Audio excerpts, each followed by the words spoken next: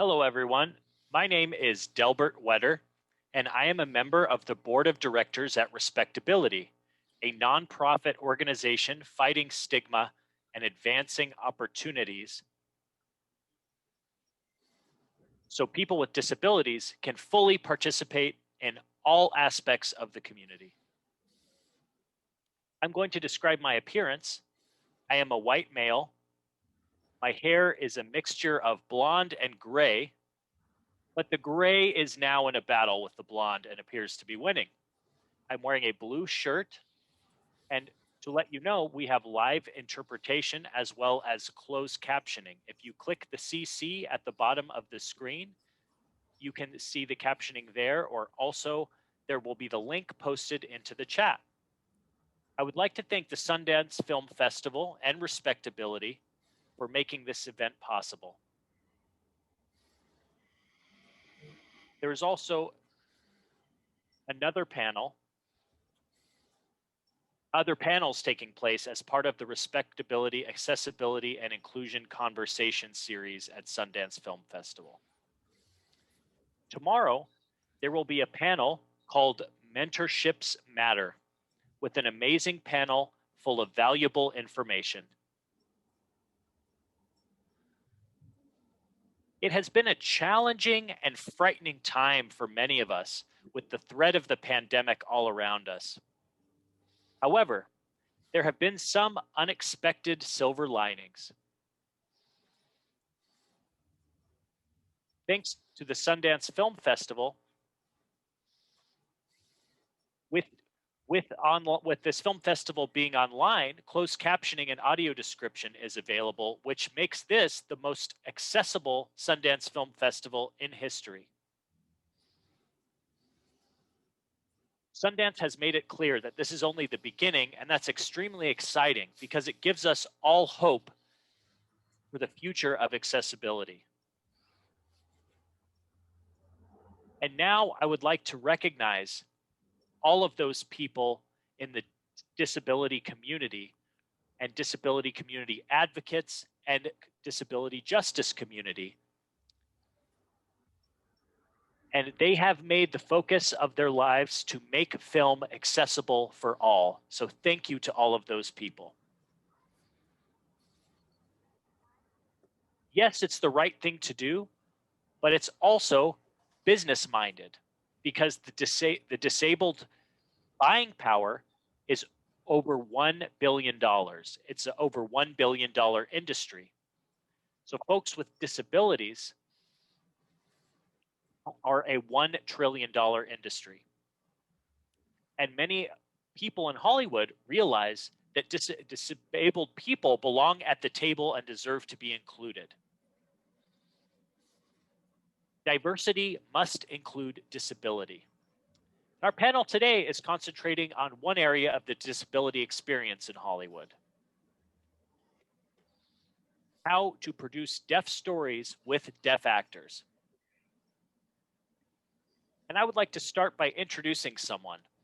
Now, I've known and worked with this person for over 40 years, and that may seem like a long time. And if so, you're right. My filmmaking partner, Jevin Wetter, is also my older brother. We first partnered on a film and entertainment project at the age of 8. Jevin trained at the AFI, the American Film Institute, and he earned his MFA degree in the producing program. And also at San Diego State University, he earned a master's degree in theater. And he teaches deaf theater as well at California State Northridge. Jevin wrote a feature film script called Flash Before the Bang based on a true story about an all-deaf high school track team at the State School for the Deaf in Oregon, led by a deaf coach. And the deaf coach will be played by Troy Kotzer, who happens to be one of our panelists today. This film project is based on a true story where the all-deaf team overcame adversity and discrimination and won a seemingly impossible state champion in 1986 in track and field in the state of Oregon. And this script has earned recognition from several important organizations such as Film Independent, PGA, the Producers Organization of America, San Francisco Film, and the WGA, the Writers Guild of America.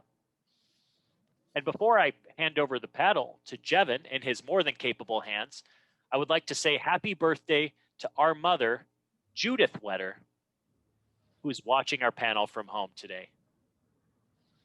And here's Jevin Wetter. Hello, everyone. Thank you, Dal. Thank you so much. Happy birthday, Mom. Okay, so welcome everyone to our amazing panel. I'll describe myself a little bit. My name is Jevin Wetter. I'm light-skinned with red hair, which is short now. I wear glasses, and I'm a deaf man with a gray button-up shirt.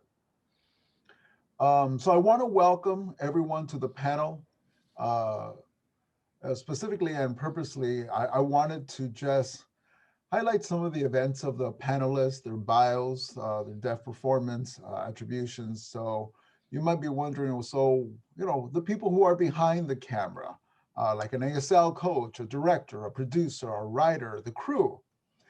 So this is what we're going to focus on today during this panel. And we have a well-qualified panel of deaf professionals who are filmmakers. So we couldn't invite everyone, but today we do have a great panel. So I'd like for all the panelists to please show up now, please, and describe yourselves.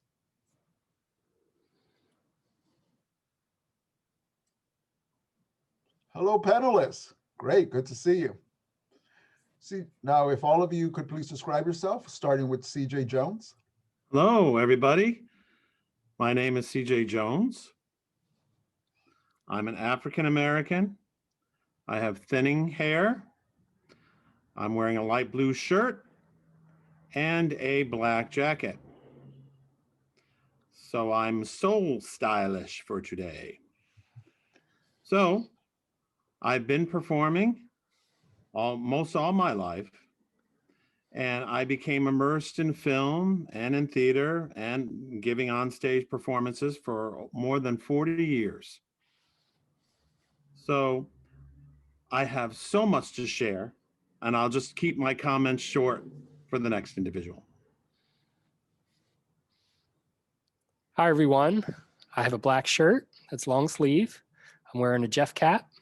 I have glasses and a little bit of gray around my facial hair. I didn't have any time to shave today, so don't yell at me about that. But I'm here. I'm white. I'm deaf. And my voice interpreter is Joshua. You'll hear him speaking for me. I've been involved in show business, directing, acting, sign language consultant, many different roles over the past 30 years. Thank you so much for having me as part of this panel. Anne? Hello, everyone. I am Anne Thomassetti. I am a white female. I have brown hair that's very long, very long. It's been growing a lot during this pandemic.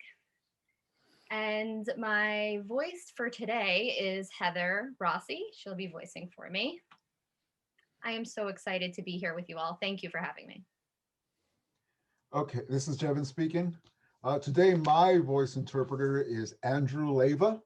And so I want to thank him and all the interpreters for voicing for each actor and voice is being provided for all of our panels. CJ?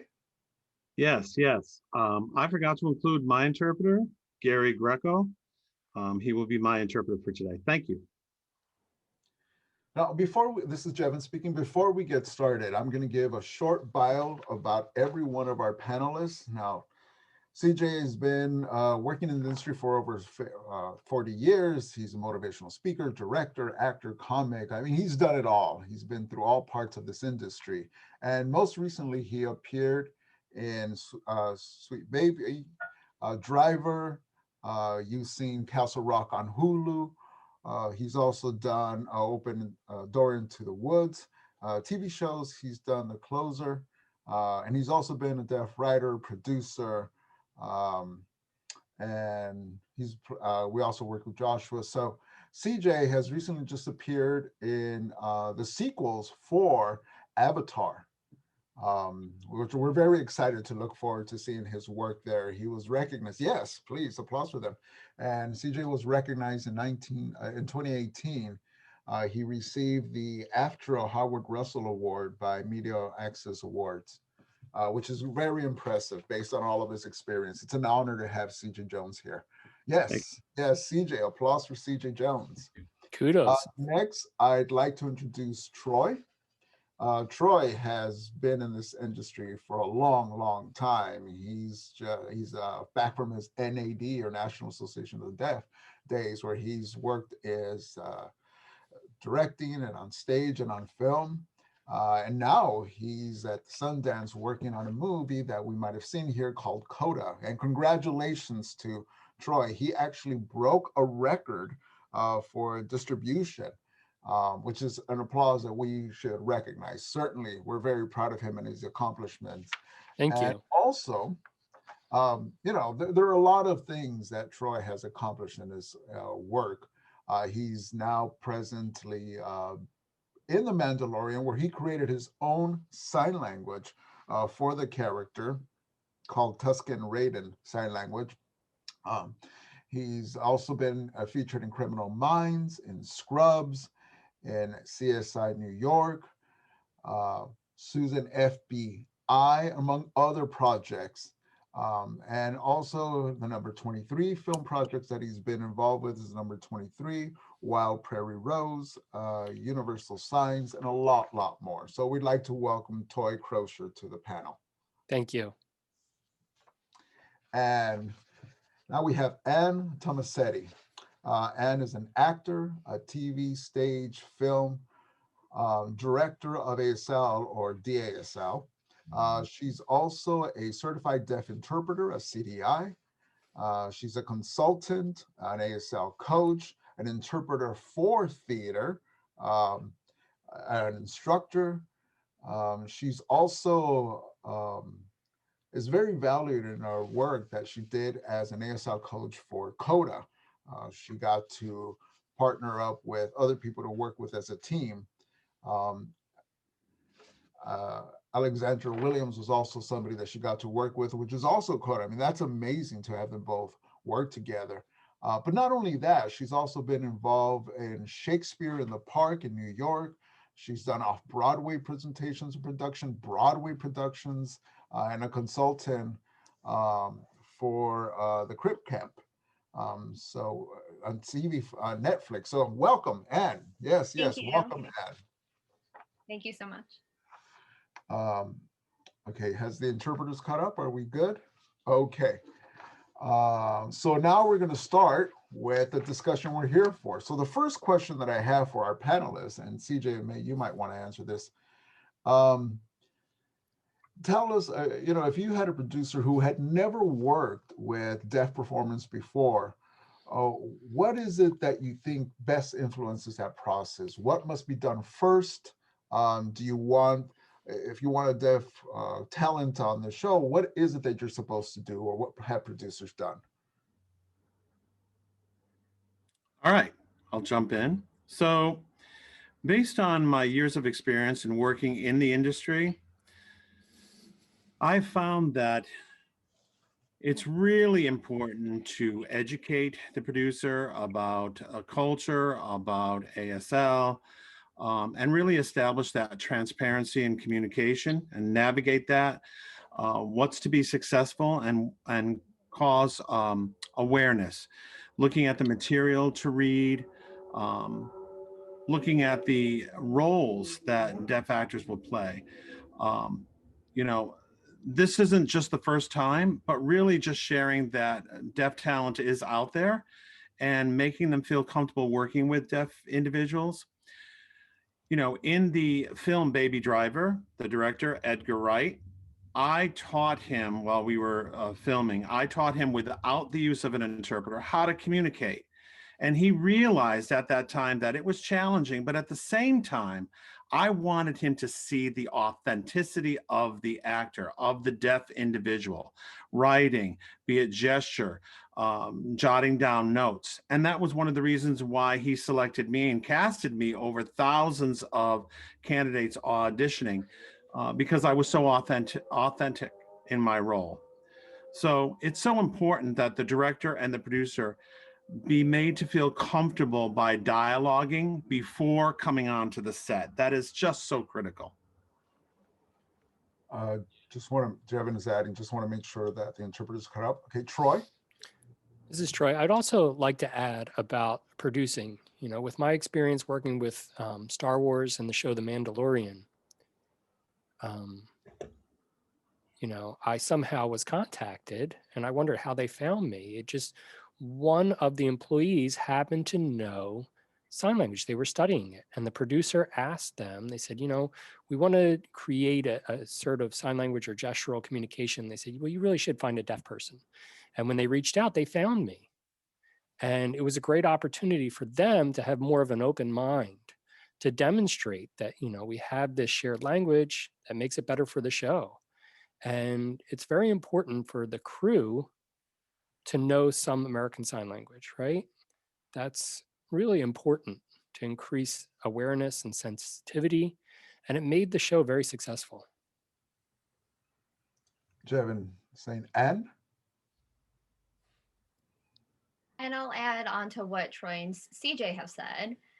I have found that when people want to work with deaf actors and they want to have deaf stories and deaf writers and producers and directors, I notice that they choose to enter our deaf world, right? And to enter our deaf stories, or they support other deaf people, and we should support other deaf producers as well. So really, the best approach is to just dive deep into their world and to set aside all of their biases and all their privileges, because what we experience and what we see just won't become your experience. And so it's important to have an open mind and to really just get right in there and to go through it together. And that's the best way, is to just go through it. This is Jevin. I just want to make sure that the voice interpreter is caught up. Flip a coin. Troy, go ahead, and then CJ.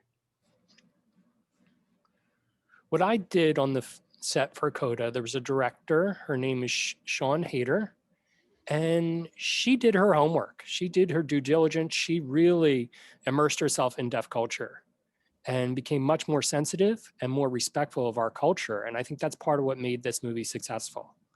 It's really important that a director takes their time and do the research and not just bring in an interpreter and rely on them to really be a full-fledged part. And it makes the show better if you understand deaf culture. And it's just been an amazing experience because she did that. This is Jevin. Okay, go ahead, CJ.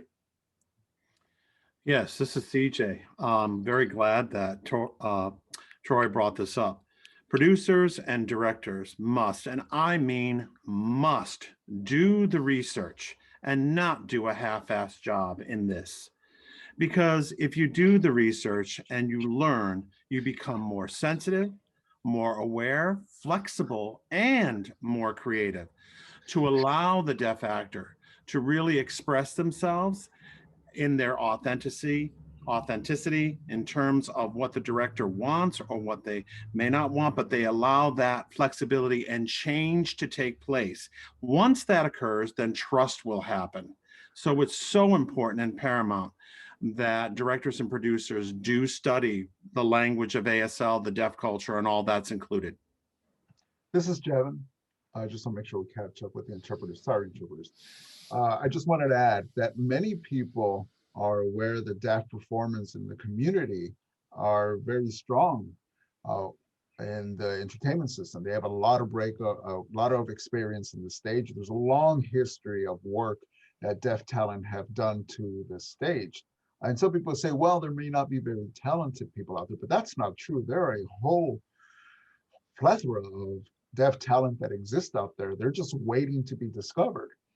So yes, try and make that transition of, you have those deaf talent that are in the theater world who want to move into the film world. And they just need to be able to find those references. So there are people there are people in the deaf community who are willing to be those consultants as needed. I see that Troy raised their hand. Troy, did you want to say anything, add anything? Actually, you go ahead. This is Jevin. Okay, great. So now I want to move to the topic of, let me see, I'm just getting there. Okay, CJ, let me address this to you or anyone in the panel. So Troy had just mentioned doing research by directors. So let's suppose that a director or a producer knows nothing about how to communicate with deaf people, how to work with deaf people. So what are your suggestions that should be done with a deaf consultant? Like to teach about their culture, to give that advice before the development of the script? Or do you think that can happen during the script and then make the modifications as needed? Anyone in the panel can answer that question. Troy? This is Troy. When I worked on the Mandalorian show for Star Wars, it was the 3rd year of that series, and they were trying to figure out what to call my position because it was never on the SAG list or on unions or anything out there. You've got producer, director, writer, and actor and all of that, but sign language consultant was never there. So it was a little bit awkward. They're thinking, what should I call you? And so it's nice to have that position added so that Hollywood can research. So when they need a consultant, they have a list to follow, to contact. And that's really what's most effective for the show. So that would be my suggestion. This is Jevin saying, okay, just make sure the interpreter's cut up. Now, CJ. Yes. So this is CJ. So in support of what Troy was saying, there are different shows that I have seen on television, and I've noticed that it's very, very important to have the consultant and have an explanation and have the consultant meet with the director as well, working with the deaf actor, but also working with the director, because a lot of times there'll be questions like the director will ask, well, what are you explaining? And it's important for the director to understand the translation of the language is key. Cultural mediation and the description of the language and the tempo of the dialogue going back and forth on camera and on screen. So it's not just a straight dialogue. No, it's just more than that. So you really have to have the sign language consultant to be applicable, not only for the language translation, but to work side by side with the director to understand the visual perspective and understand the eye of the deaf communication. That's so important and effective. This is Jevin. As an ASL, Troy, go ahead, and then I have a question for Anne. This is Troy. I agree with CJ's remarks. Based on my experience on the set, working with the director of CODA, Sean Hayter, she came up to me and wanted to talk with me and the rest of the cast, including Marley Matlin and Daniel Durant. We were the family. And she asked, she said, could you also improv the lines that weren't there in the script? Can you do that? And I said, okay, but I'm wondering, how would they know what our lines that we improv? So we had deaf eyes, being Anne and Alexandria, that could follow our dialogue and keep track and capture all the signs that we use. So then when you edit it, it became seamless. And so it's important to have that position in place as an ASL consultant to foster those kinds of things. Anne? Exactly. This is Jevin. So we're going to be discussing, after Anne gives a response, how to find those ASL consultants and where we can find ASL coaches. So we'll hold on to that regarding to ASL culture and consultants. Now, as far as ASL coaches, there's several issues and titles that can be given. They could be an ASL master, or they can be considered an ASL director or coach or a dialect coach, or even a director of art in ASL. So the job is the same regardless of the title. But I'm wondering, Anne, what is your process? Is it pre and during and post production? How is it that you're involved, and what exactly is it that you do? Go ahead, Anne. Sure, I can speak about my experience from the movie CODA that I just worked on. And so before production, pre-production, I wasn't involved. I was involved during production and post-production. So for pre-production, during the writing process and during the discovery process, I really have to, give hats off to Sean Hayter and to Alexandra Wales. So Alexandra Wales was there working with Sean, and Sean, who is the director of the movie. And so Sean and Alexandria, they would play with the script. And Sean has very specific, beautiful English phrases that she writes. I mean, her script is beautiful. And so she would show that to Alexandria, and Alexandria would take a look at it and would sign the ASL parts of the story. And so Sean, through Alexandria's signs, were able to maybe change some of her dialogue, because she would see what her English words looked like in sign language. And she wasn't sure if that's exactly the message she wanted. So then she would edit her script to make sure that the ASL was the message she wanted. And Sean had this vision of what the story would become, and she could see that through the ASL. And you can't see that in a frozen text with ASL in it. You had to really go through that process of having the message come to life in ASL and from English. And that was the pre-production. And Alexandria was part of it. Then she had an amazing opportunity to go on to a production where she could be an actress. So she needed somebody to work on set throughout production of the film. And I am so grateful that Alexandria was partnering with me. And Alexandria did all the pre-production work, which is before we shot the movie. And we met often. And we met with Amelia Jones, who is the actress who plays Ruby Rossi, the CODA in the movie. And Alexandria worked on all of her translations for the script. And she generously gave that over to me. And then during the movie, on production, on set, I was able to make sure that Amelia was able to take those translations and really wear those translations. And sometimes I had to tweak them to maybe make it fit her better, so she was more comfortable and confident in signing them. And so I was carrying all of that during production. Then that was just before we started shooting. Then once we started shooting, Amelia would sometimes, when we were on set, she would have to review the signs with me beforehand. And then while we were shooting, Daniel, Marley, and Troy, I would watch their signs to make sure that their signs were following the script. And we did have some nights where we would get together, just the deaf talent and the crew, and we would get together with the deaf actors and we'd work on their translations, and we'd play around, and we'd have the CODA there, and we would work on some things. And it wasn't a frozen scenario. We were able to be creative with it and to work on it, and they felt comfortable with their performances and the language in front of the camera.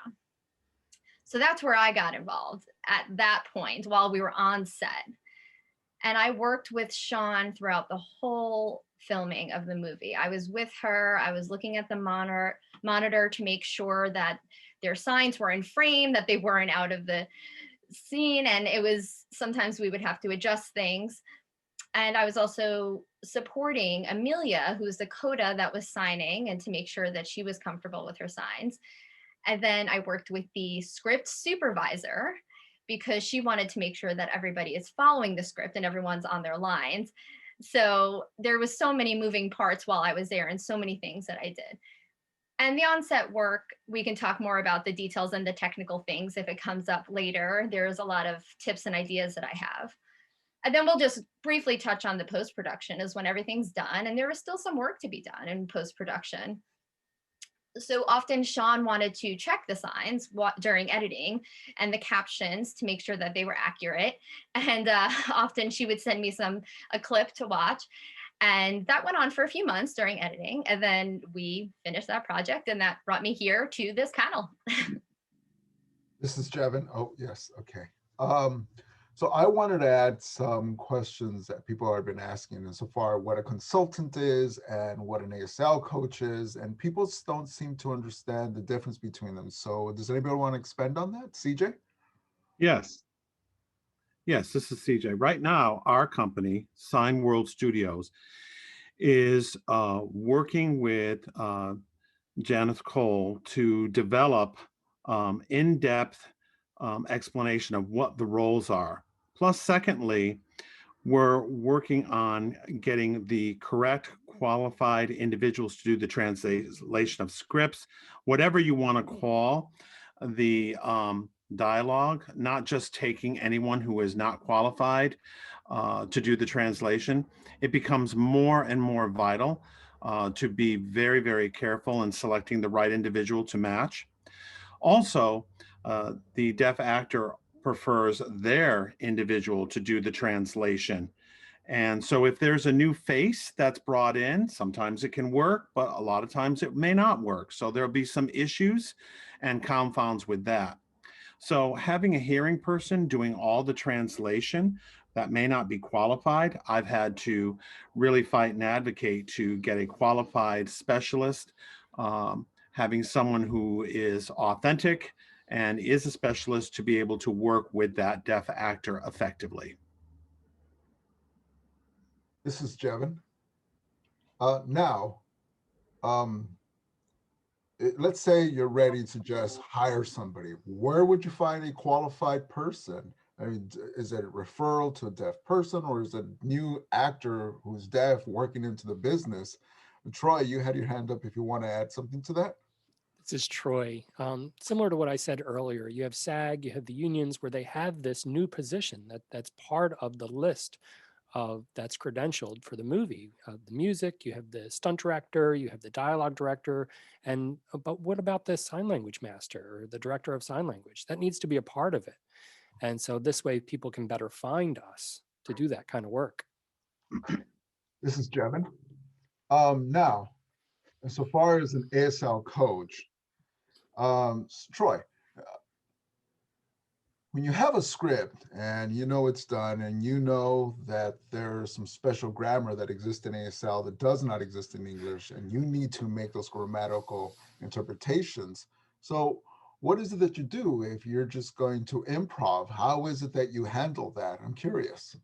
Okay, this is Troy. Thanks for that question, Javon. So when I get the script, it's all English based, right? And there are certain jokes that work from a hearing audience, but you need to have deaf humor. And so there's the challenge. And sometimes we want to make it even better and have it be even funnier.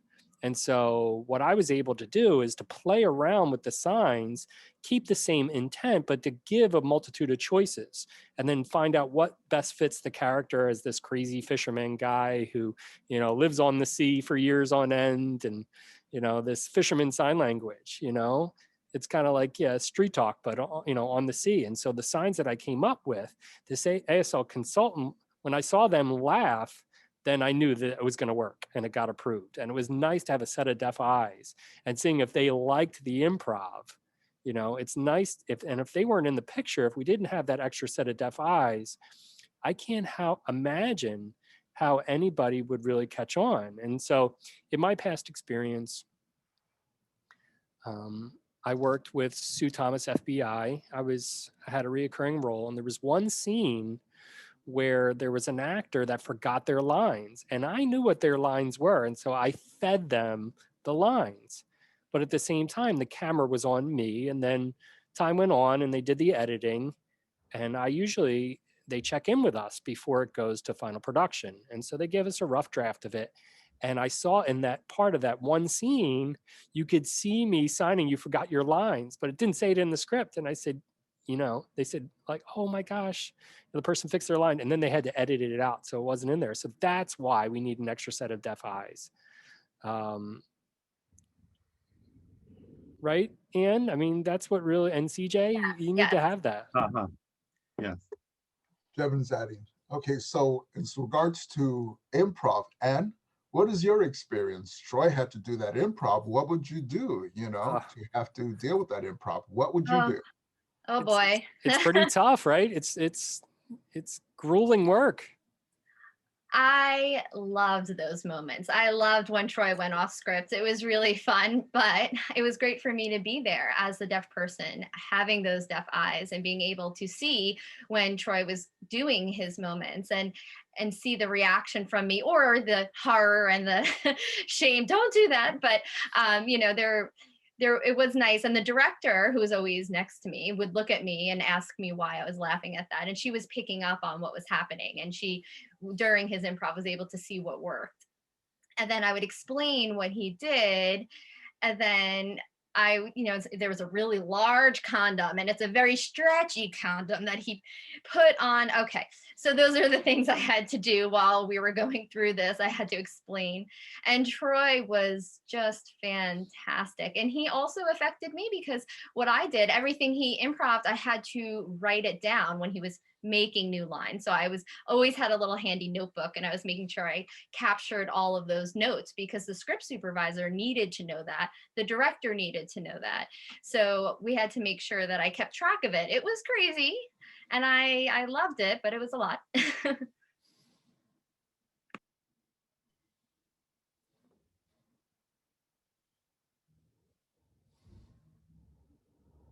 Yes, this is CJ. It's fascinating to see how Troy shared his experience with the improv.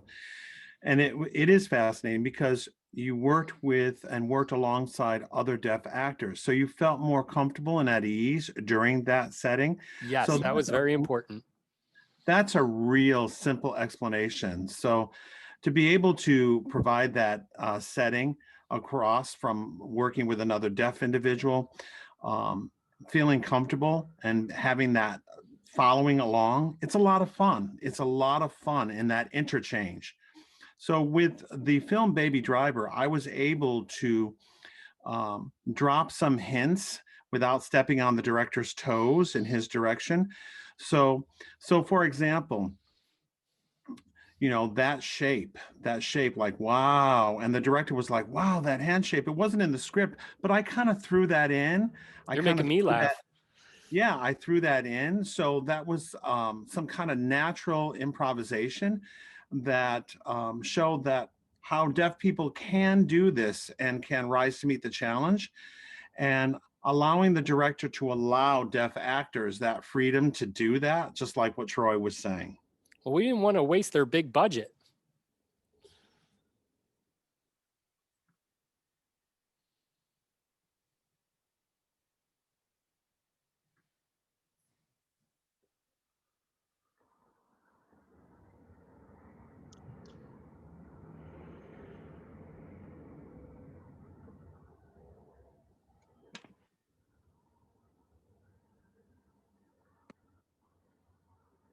Yeah, I mean, who's doing a lot of research into the deaf community. I mean, that's something they should do, right?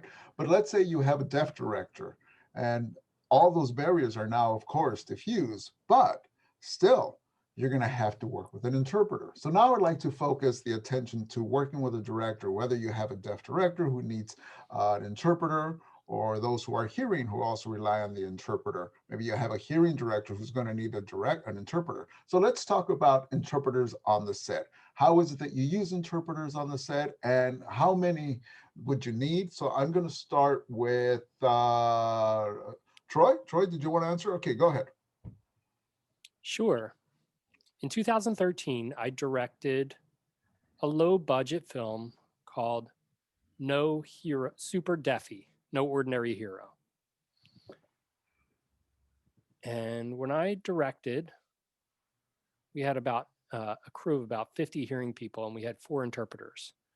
3 interpreters rotated depending on the scenes, but we had one dedicated interpreter that had to be with me every time, because when people were talking into the headset, I didn't have access to that, so I gave it to the interpreter. So they were on my side, and if somebody wanted to reach out, the interpreter relayed that message, and then I would relay the message back to them, and then that's how communication was facilitated.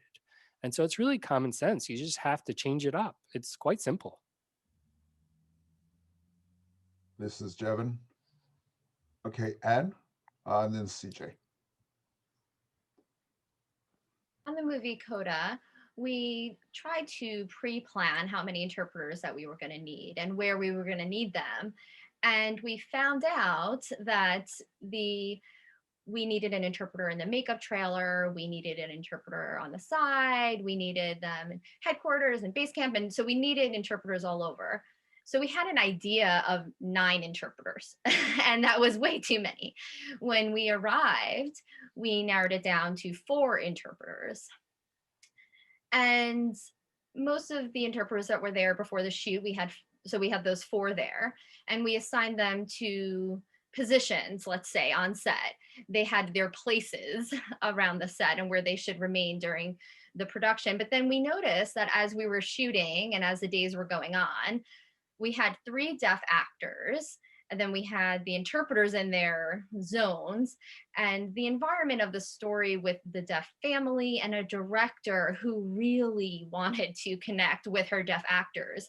And that's how she directs. She connects to her actors. She needs to be a part of them, and she wants to be able to communicate with them so intensely. And so we realized that we didn't need interpreters always with the director. They were able to give them a moment, the director and the actors, to communicate with each other. And they would gesture, they would get the point across. And if there was something complicated or that they weren't able to get across through their way of communicating, then when they needed the interpreter, they would wave one over and an interpreter would come. But they were always on the ready. They were sort of just standing by, watching the director and the actors communicate, and then they would just run over and be able to fill in the gaps. And so we also had an interpreter in Video Village, which was really important, and that was doing the audio track for the script, and that was speaking all of the lines into a recording, so the editor would be able to know what the deaf actors were saying, what they were signing, and so the script supervisor knew where they were too. So there was a lot, and then we eventually just narrowed it down to 2 interpreters on set who were always there. And as soon as the shot was over, they called cut, that the interpreters came over. So it's fluid. It's not something that's a fixed number. It's not the same for every production. It depends on the connections that you have. And while we were going through the process, we realized we didn't need as many as we thought. We thought we were going to be so dependent on them, and then we ended up becoming more independent and having less interpreters in a more effective way. This is Jevin. I promised CJ an opportunity to comment. So Troy, if you wouldn't mind, CJ. Okay. Yes, thank you. I just wanted to share my experience working on different sets and how I found how the interpreter had worked with me. So for example, during shooting of Baby Driver, when I was casted, I knew right away everyone would feel awkward. It would be an awkward moment having a deaf actor on set. So I had to educate them first. And explained to them the role. And I also said that I need an interpreter on set. And they said, hey, CJ, whatever you need. So I had contacted and had interviewed several interpreters, and I selected one interpreter that was with me on set. I introduced the interpreter. I introduced what their role would be on the set when I showed up. And if there were any questions or dialoguing that needed, you would speak directly to me and how the interpreter would work. And Edgar Wright, this is his sign name, Edgar Wright, the director, always called me and had the interpreter with me. And he became very sensitive and aware. And after that, it became so much more comfortable and relaxed. So educating them prior and telling them about the role and function, that in the role of the interpreter was, speaking directly to me, not to the interpreter. So it really helped break barriers and was successful. This is Jevin. Okay, Troy. This is Troy. Oh, I also wanted to add something. When I directed that on the set and we had the interpreter, there was another piece I wanted to add. There was a secondary role of a person who was an interpreter. And when there was a specific scene, I would have 2 hearing people that I directed, but how could I have access to them, right? They're using their voice. I wanted to know if they were articulating or that they were flat. And if they told me that the one person's voice was flat or they forgot a word, then I would go up to them and I would give them a director's note so that they can make that adjustment.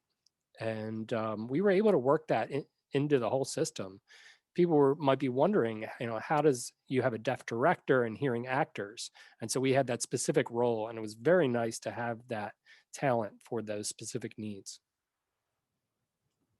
This is Jevin. Okay, Anne? And I also think the choices of interpreters that you end up going with is really important. And we got so lucky because this film is about CODAs. It's about a CODA. And we had 3 CODA interpreters on set. And we had our sweet Amelia, the actress who was playing the CODA. Whenever she had questions about being a CODA, she actually had 3 consultants there because they were able to advise her in a way that was to help her get into her role, and she was really able to benefit from them. This is Jevin. Okay, so I wanted to add, many times a production company doesn't know anything about working with a deaf person. They may not have any understanding of it. So the first time they get that opportunity, they just figure, well, I'm just going to contact an interpreting agency. Is that a good way of going about it?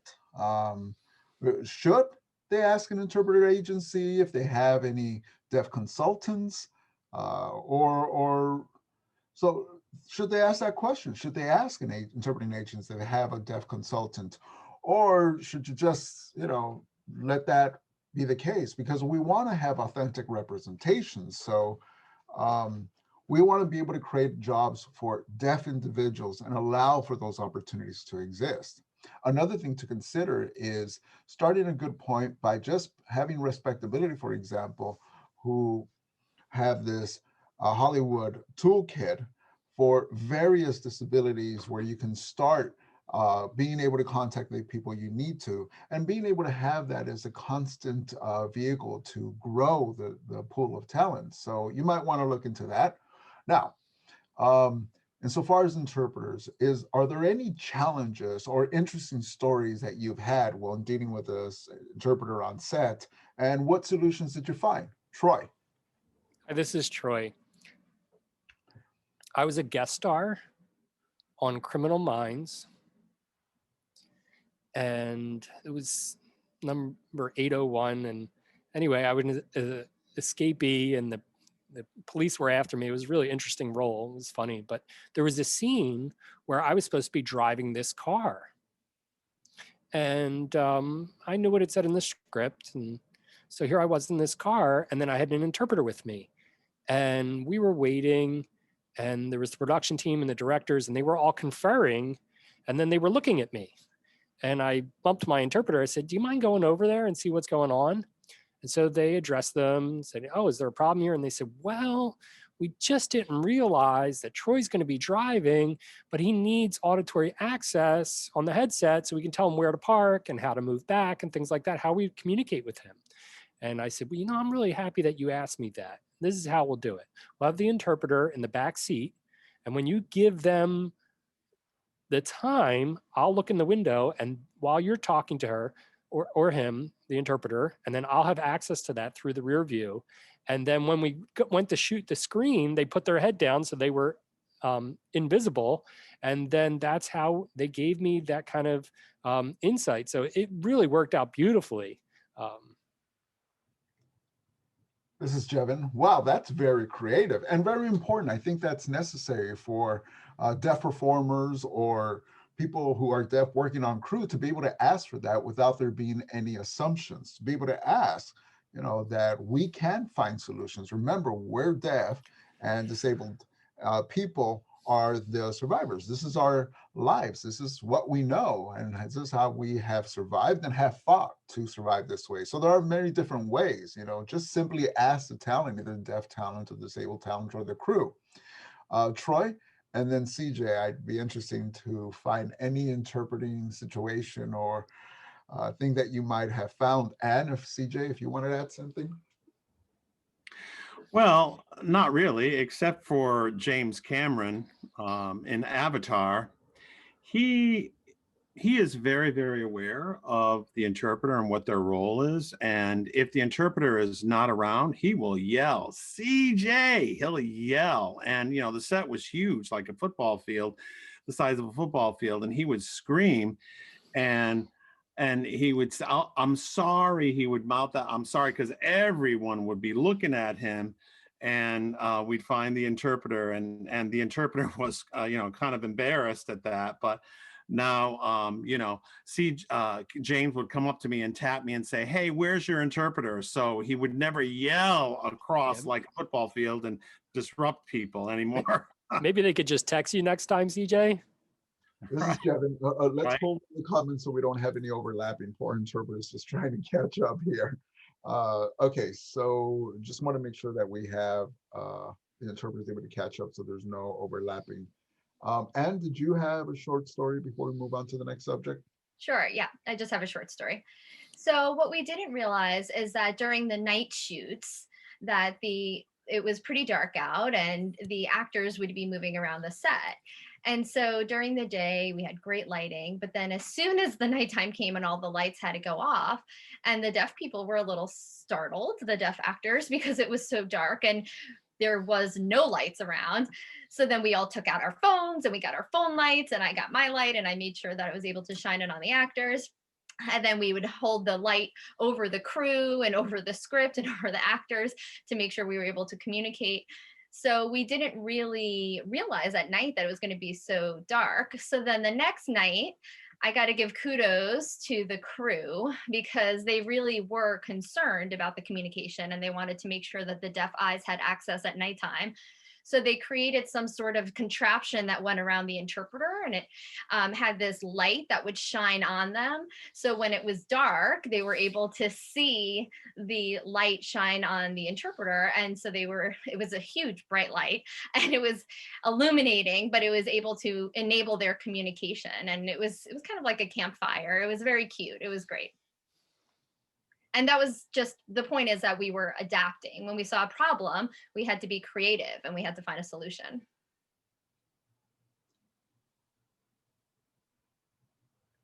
This is Jevin.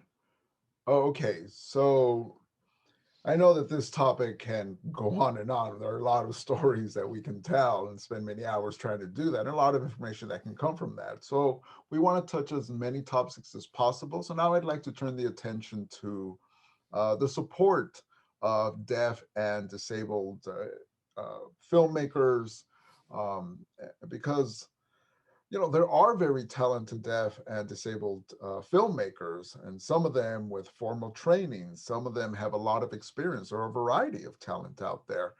So I'm wondering, how is it that Hollywood can help and support and develop filmmakers who are deaf? For example, just having that authentic representation, having that authenticity is very important.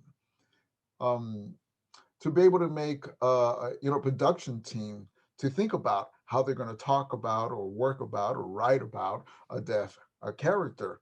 But if you don't have any deaf crew, what do? You know, so would it be good to have someone who is of authentic representation, to select more of that authentic representation in both in front and behind the camera? So why would you say that it's important to be able to have that? Anyone on the panel can answer. Troy? This is Troy. Thank you for your question, Javon. I think the best thing to do, you know, you need somebody to really prove their work. If they made a short film and they understand how to interact with deaf writers and deaf directors and to come together. Most of the time I've noticed in Hollywood, I'll just put it in one word, there's fear. You know, they have to learn just to add, you know, the less, just 4 more letters and become fearless, right? There are these opportunities, there are shared experiences, and they're missing out, right? And, you know, they're missing out, we're missing out, right? We want to come together, and that's what makes a project great. And it's a process. So the question, you know, is Hollywood ready?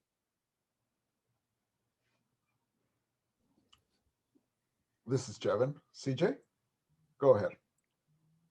Yes, this is CJ. I'm very, very glad you expanded on that, Troy, making it more colorful and more exciting. So our company just received funding to establish a training program on editing and 2D, 3D animation for below the line and above the line work.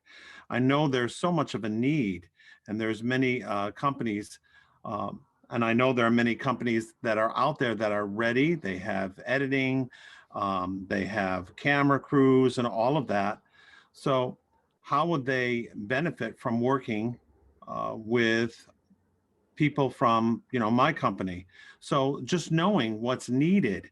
So for example, when I was working on Avatar for the past 2 years, I saw that everything was so automated and so quick. Everything was happening so quickly. And I thought to myself, how can we establish that range of communication to resolve issues that come up?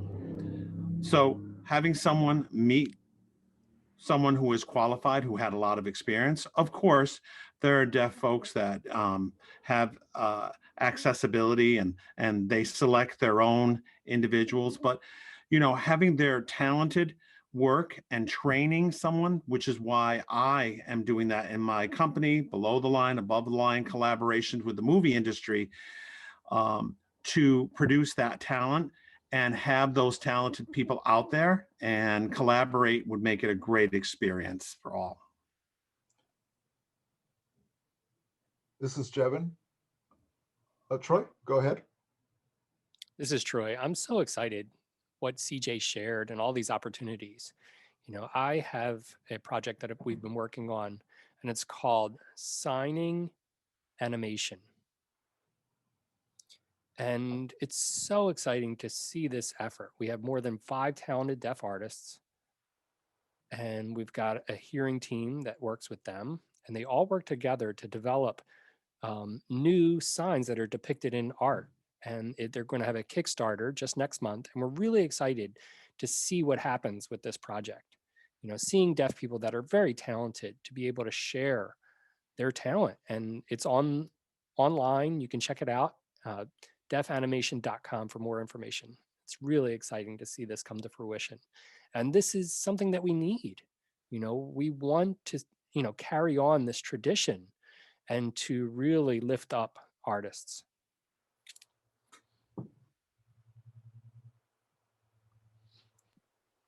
This is Jevin. Okay, so I think that it's very important um, for studios to understand and production companies to understand about giving deaf talent opportunity to be able to shadow someone. For example, if we have a training program or a shadowing program that they have at SAG or PGA. I remember a very long time ago, there was this very well-known TV show. I think there were 5 scenes where they had many deaf characters who would show up periodically, but not one deaf writer on the team. And the TV show typically would just have guest directors who would direct particular scenes.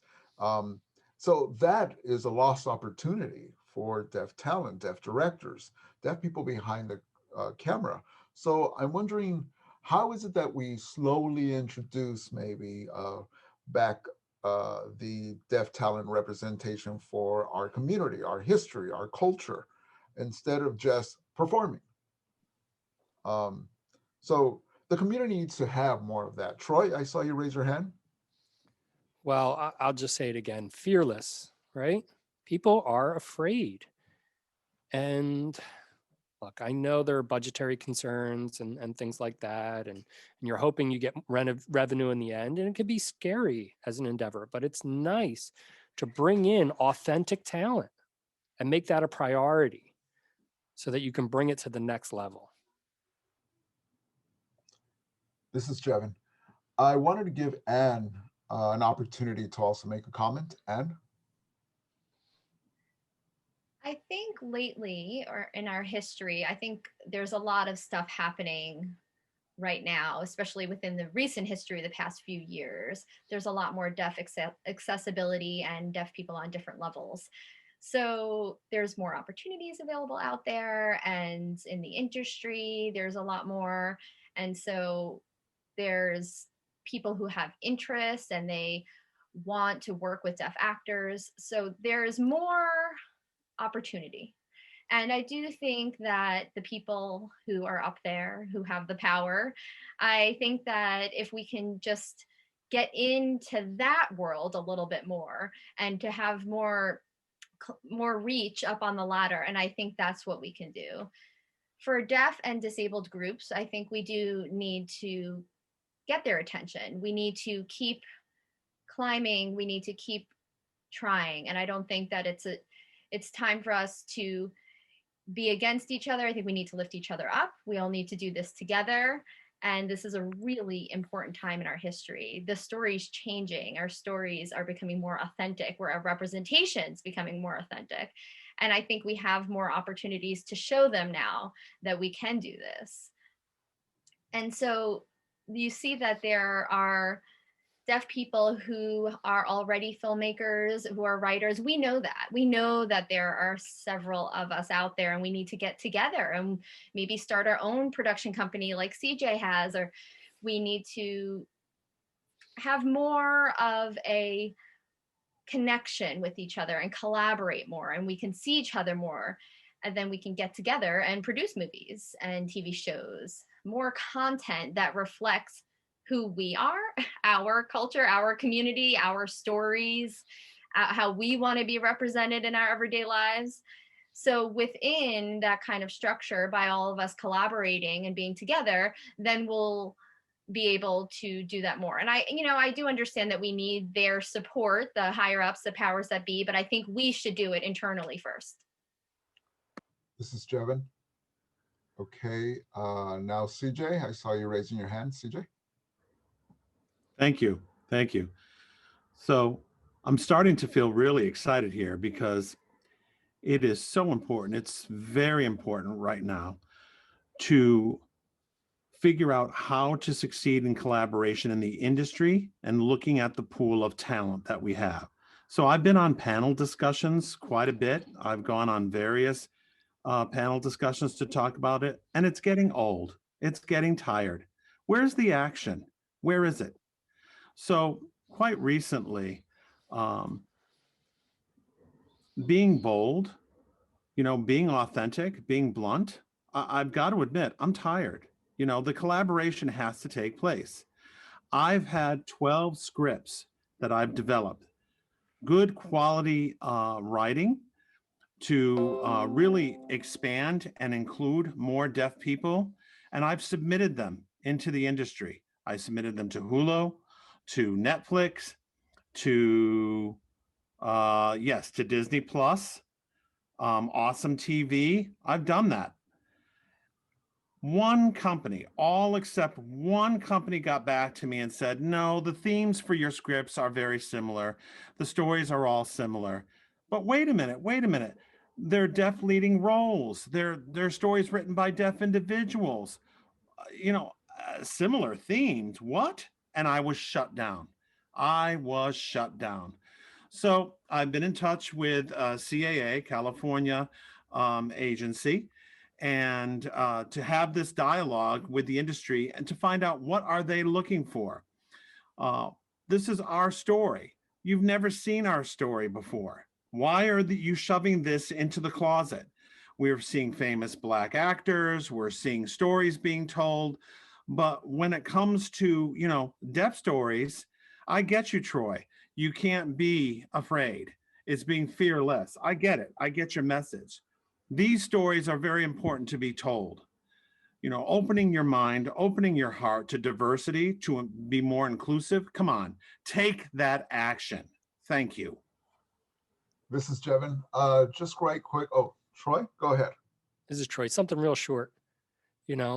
Working alone, getting into Hollywood, if you're just a fragile pencil, you're pushed aside. If we collaborate and we have a whole case of pencils, that's where you can affect change.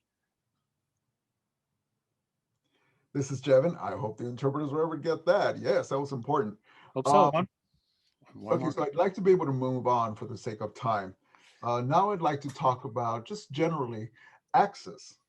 For example, many film festivals exist out there. But what is your frustration about access to those festivals? Now at Sundance, an amazing thing has happened is that there are captions now on movies, which was like, wow. So I'm curious, from your perspective, that lack of captioning is an example. I've gone to the AFI to study production, to study film. That's where I got my formal training.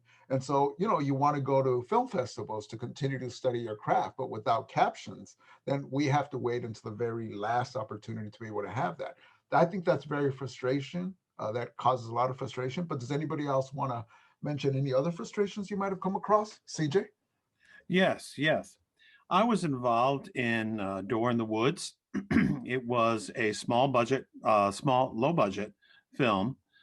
And there was a guy who wrote a role in multitasking. It was a tough role for him to talk and act and interpret and all that. So the at the film festival, there was a large crowd and there were different films being shown. And of course, there was no captioning involved. But prior to that, I was told, CJ, I'm going to be, I'll provide captioning for you. And I was like, wow, the director is going to do that. How sensitive. Great. I was hopeful that there'd be captioning. But no, what ended up happening was after there was a panel discussion, um, there was a question asked, why wasn't captioning added to the entire film festival? For other deaf people in the audience, or people that are latent deaf or lost their hearing later in life. And other folks were like, yes, we really should have captioning in all films at a festival. So it was like, my God, why didn't this happen? I need to do this for all of my films. So a lot of the directors at the film festival really learned from that experience. So one low budget film really made a resounding effort to spread the word of accessibility and access, and having that accessibility for all. Because if you don't, trillions of dollars are going to be wasted. This is Jevin. Okay, I wanted to add something, and then Troy, I'll let you make your comments. At film festivals, they may provide interpreters, for Q&As, but all the films festivals are allowed for networking, being able to dialogue with people. But that networking opportunity for disabled individuals doesn't exist unless we have interpreters with us all the time. And interpreters just have their opportunity to work, those are their hours, and then they're gone. So we only have them with Q&A opportunities, but we need to be able to communicate and network. So how do we overcome that barrier? Yes, interpreters do cost, and we do need to pay interpreters, but is it fair for us as a deaf talent to have to pay the interpreters to come with us to all these festivals? That becomes a financial burden on us. Troy. This is Troy. That's a great point, Javon, to that question. Based on my experience, I would say, 95% of the time, producers, they have a budget that they put together and they always forget about post-production to make sure that there's enough money left over to provide access like captioning. And so when the money's diminished and then it's an afterthought and you don't have the money, then you have to look to get it. And so you need to be proactive and make sure that you have the resources in place so you can make things accessible for the blind, for the deaf. And this way you can, reach out to a broader audience. I think that's really it. This is Jevin. So suppose that you have a deaf individual who wants to raise the bar. So what is your advice? Just quickly, what advice would you give to give the opportunity for deaf talent to raise that bar? Anyone can answer. If we can take one at a time, CJ? Yes. It is so important to understand that you just can't sit and gripe and complain. Why didn't I get this role? Why wasn't I casted? Why wasn't I selected? Why? You have to work your ass off. And by doing that is by going to different events. You have to go to events and even pay thousands of dollars to learn and meet. That's where your networking takes place, and that's how you get through. And guess what?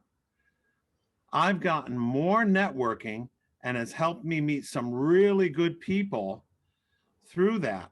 And having an interpreter with me and having that dialogue, people contacted me after that. It is so powerful to just show up in a sea of hearing people, being the only deaf person. I'm the only deaf person. Just to remember and tell people, I remember you and you remember me. That's how you sell yourself. That's how people sell themselves. Being everywhere instead of nowhere. So that's not authentic if you just complain, but working very hard is the key to success. That's the passion. You've got to have that passion.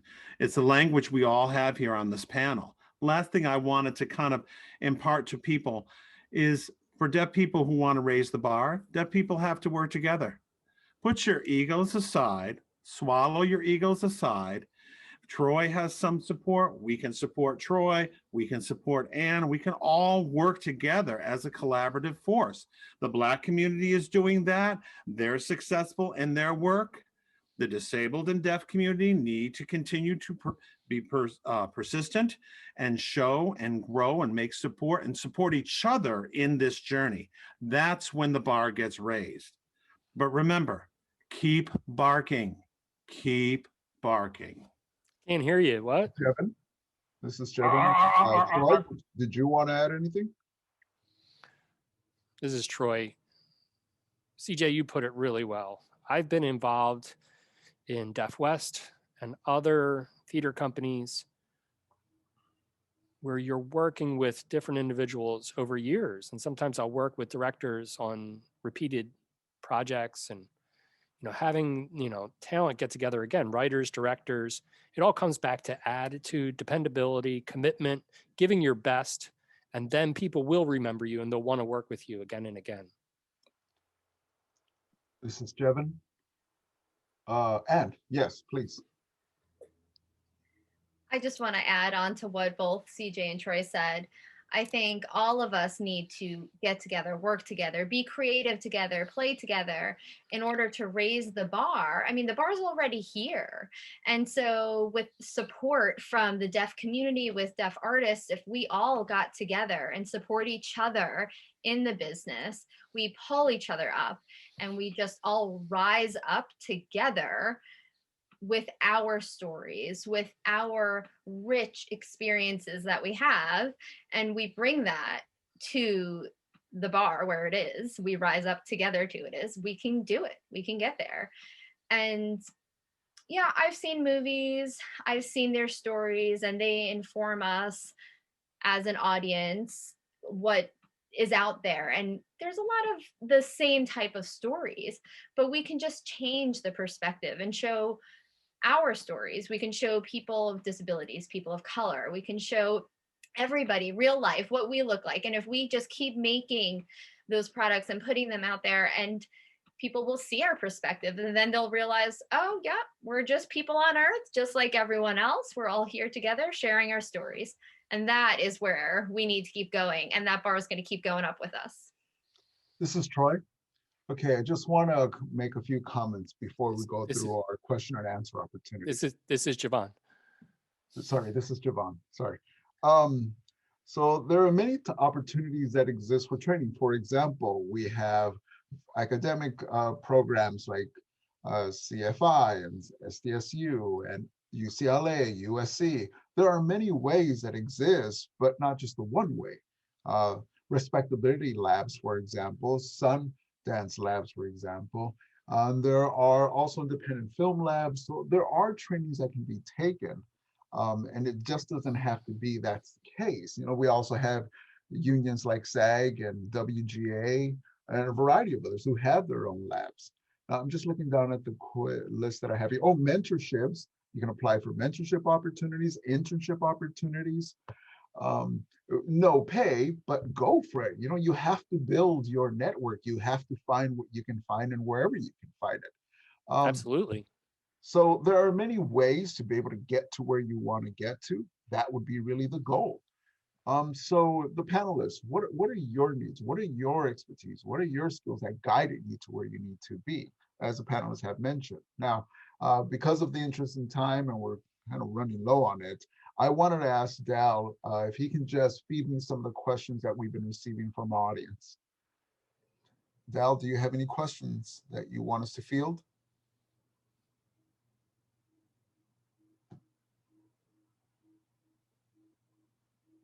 One question is, and anyone can answer, do you feel discriminated? Have you ever had that experience where, whether you're working on a film project where that discrimination came up, or racism, or ableism, or gender discrimination? Have you ever had that experience?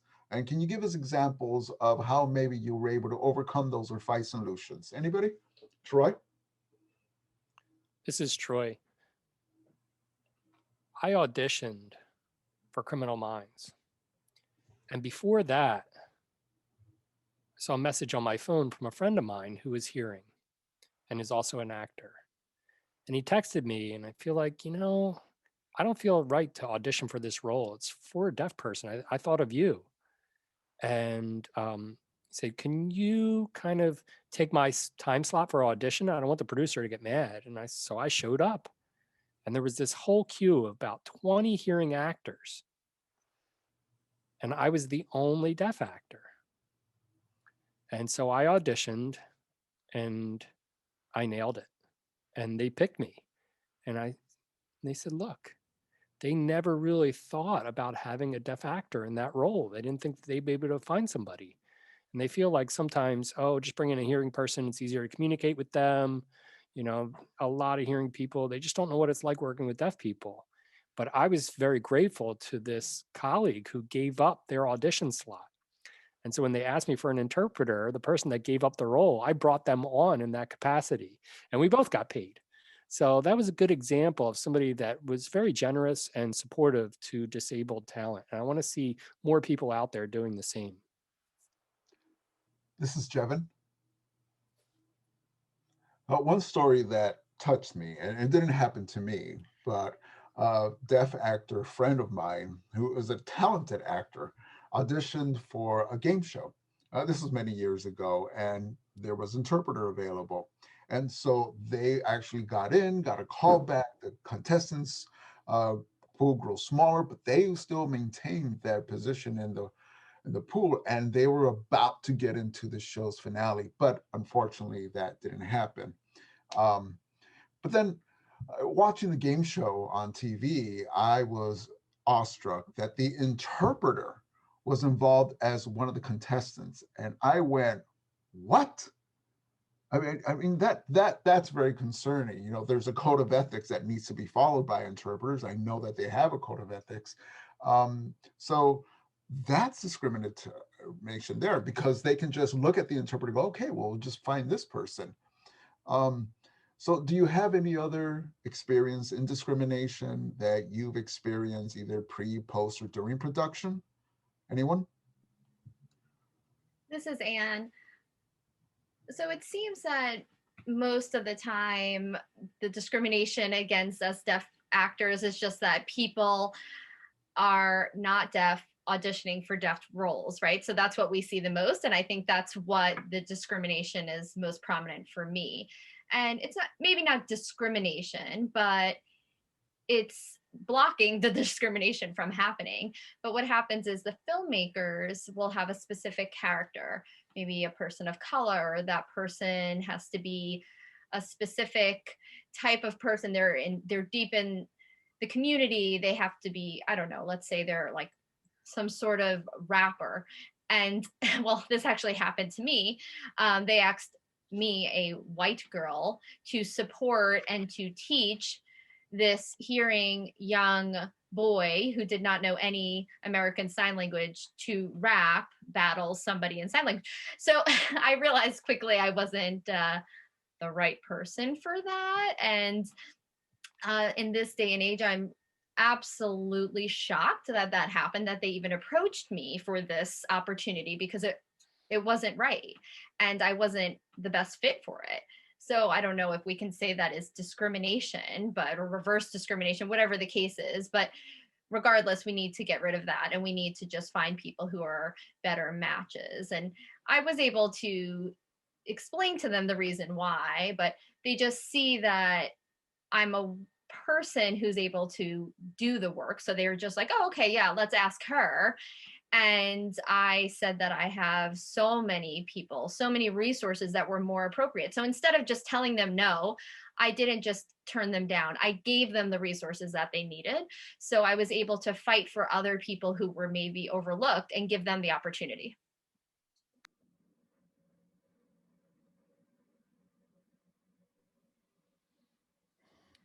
Yes, well, this is CJ.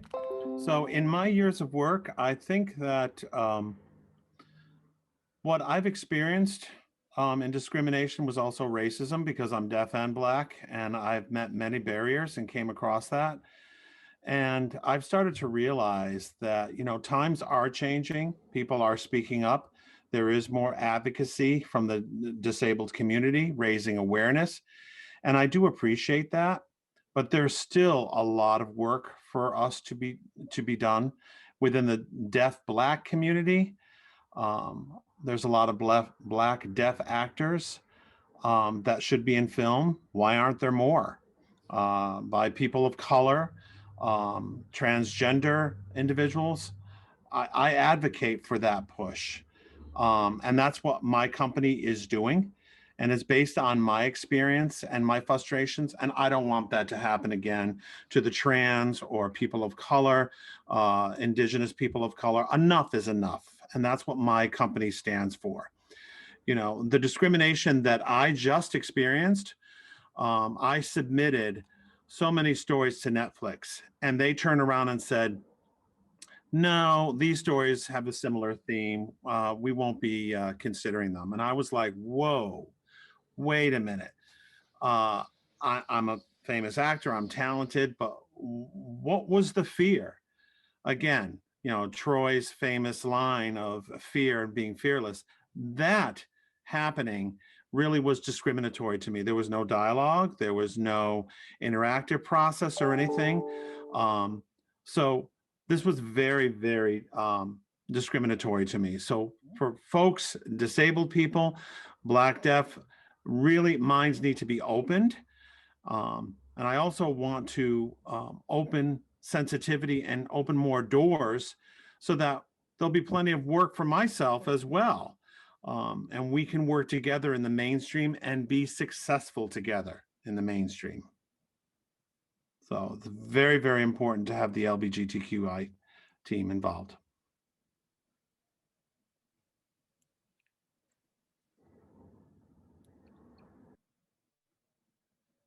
Hiring talented interpreters who don't like acting, I think, is a solution. They can be more focused and give me greater freedom to delve into my character. And it can be freeing. If we're in competition, and sometimes the focus goes on them, and it's like, hello, I'm over here.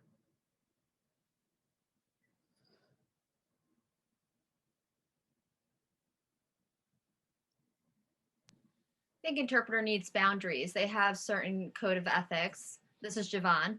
This is Jenna. The interpreters have a code of ethics they need to follow, and there has to be this boundary. I don't think that we as deaf talent need to lose our jobs or be worried about being overshadowed by an interpreter. There is a role they need to have. It is boundaried, and that's a very clear role. There has to be an opportunity to search for interpreters who know that role and who are not trying to fulfill some secret agenda of theirs. Okay, so Troy, yes, you want to make a comment? This is Troy. I'll keep it brief, but you need to have, you know, if I'll give them a list of the interpreters I like to the agency, and then educate the agency on how to fulfill my needs, and that's really important. So they have a knowledge and a sensitivity, and then I can make that connection, and then it just makes my work easier.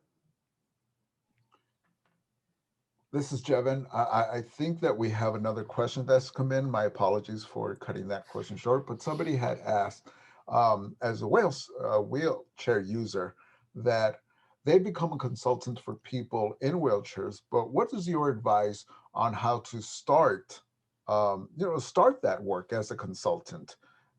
Someone who's in a wheelchair is bringing that position up, but what are your answers? This is Troy. As I just said, we need a position. Like we have a sign language consultant now, maybe we need a wheelchair consultant, and then have all different disabilities represented that aren't represented in Hollywood right now to really add those people to the fray. I really agree. This is Jevin. Just as an opportunity for respectability, for example, that is an amazing organization to work with. They work with a variety of disabled individuals, not just deaf individuals, and they give references, as consultants. So yes, from my perspective, I do try to give those references, and please do contact responsibility and respectability. And there are other organizations as well. Respectability is not the only, but there needs to be that networking, and never stop networking, because you never know where that opportunity is going to come from. So allow for that interest to exist so that people can keep you in mind. Maybe the next day or the next week or sometime later in the future, you never know, that reference will come your way. And that's a healthy relationship that we need to establish with Hollywood. We are very patient, yes. Okay, now that time is coming to an end, just very quickly, if each one of our panelists could just say what projects you're working on now or future projects that are coming up. I know that we talked about what you have done, but what's coming up in your future in the pipeline? We'll start with Anne, and then Troy, and then CJ. Sure, I'll start. What's happening right now is I'm in the process of, while we're talking about growing new writers and directors and actors, I'm so fortunate to be a part of a festival, playwriting festival, and I'll be working on a 10-minute short play. And I actually self-advocated, and I want to practice my editing skills. I do like to play around with that on the side. So I reached out to them and I was able to get an opportunity. And I'm the director and editor for a 10-minute story written by the fabulous Alexandra Williams. So I'm in the process of working on that, which is so exciting. And that festival is from the Austin Deaf Theater. And there's also a Deaf Spotlight Festival that's happening in Seattle the first week of April. And mine that I'm working on, or ours, I should say, is the first week of May. And so that's what's coming up right now. This is Jevin. Now CJ. And CJ, what exciting things are happening for you now? Well, this is all ongoing. Right. Let's see now. Okay. Everything is coming up okay. We're working with Hulu, working on a project in London, England. We finally got the project last month, so we're good. Thank you. Which also means more money coming in, which is great. Secondly is Avatar, which will be released next year, December 18th, 2022. Yes, thanks a lot, COVID, for the delay. Third, Baby Driver, the film. Edgar Wright wrote a script for a sequel, and there'll be the same cast, including myself, yours truly here. Yay! Congratulations. That's fantastic. So the other thing is with my company, like I had said before, I've been submitting projects and scripts and selling really marketing my story. There's a character by the name of Chrissy Lemons. She wrote 3 outstanding scripts. I'm really trying to push for young deaf talented. That's one. I have a few other writers who are deaf. Fourth, I've established what's called virtual creative workshops for middle and high school students. I've been doing this for about a year now. It's been successful. And I've been doing this because I'm encouraging young deaf talent to become creative and pursue their dreams to become writers, actors, really build on their self-esteem, to develop what a pitch deck looks like, and really educate them at this age now, so that when they graduate and move on, the talent will be there to draw from. And that is my dream. And I'd love to be able to talk with all of you more. Maybe if you have some ideas, we can all work together. Keep them coming. Contact me. I love you all. This is Jevin. Okay. Now, Troy, what are your projects? This is Troy. Yeah, well, this new movie CODA, I really want to thank Apple TV, for purchasing the film.